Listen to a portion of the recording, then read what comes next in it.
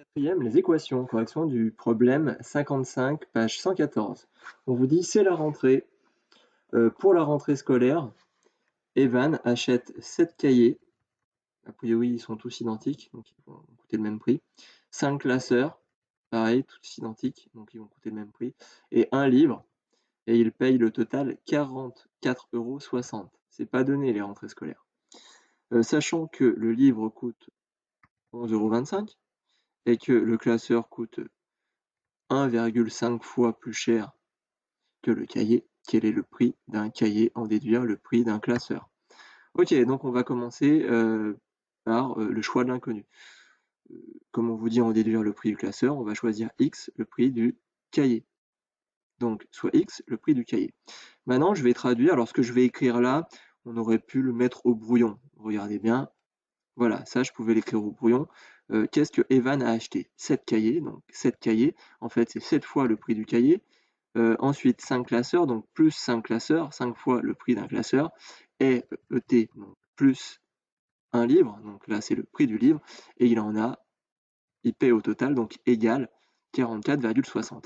Donc maintenant, je vais remplacer cahier par X, le prix du cahier. Ok, donc ça me fait 7X. Et puis le classeur, c'est quoi le prix d'un classeur? Eh bien, on vous le dit, il est une fois, 5, donc une fois et demi plus cher que le cahier. Donc le prix du classeur, c'est 1,5X.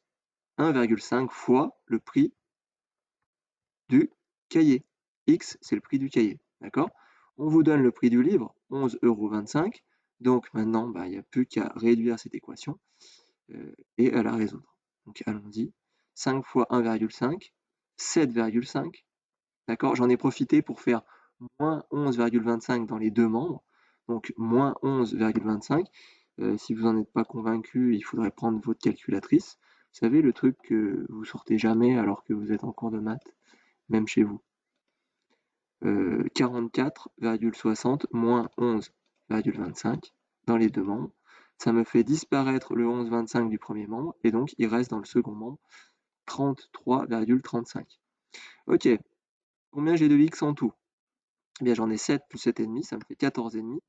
Maintenant je vais diviser chaque membre par 14,5 pour obtenir la valeur de x, c'est-à-dire le prix du cahier. Ainsi j'obtiens 2,30. Alors si vous avez mis 2,3, pas de problème. Par contre, quand vous faites la phrase réponse, c'est 2,30, c'est-à-dire 2,30 €. En France, on ne met pas des prix avec un seul chiffre après la virgule. C'est toujours 2, hormis pour l'essence, qui a 3 chiffres après la virgule. Et est-ce qu'on a répondu à toutes les questions? Non, on déduit le prix du classeur. Le classeur, il coûte 1,5 fois X, donc une fois et demi plus cher. Donc on peut faire le calcul avant ou dans la phrase réponse. Et donc un classeur coûte 1,5 fois 2,30, c'est-à-dire 3,45 €. Voilà pour le petit problème, qui n'était pas si difficile que ça en fait.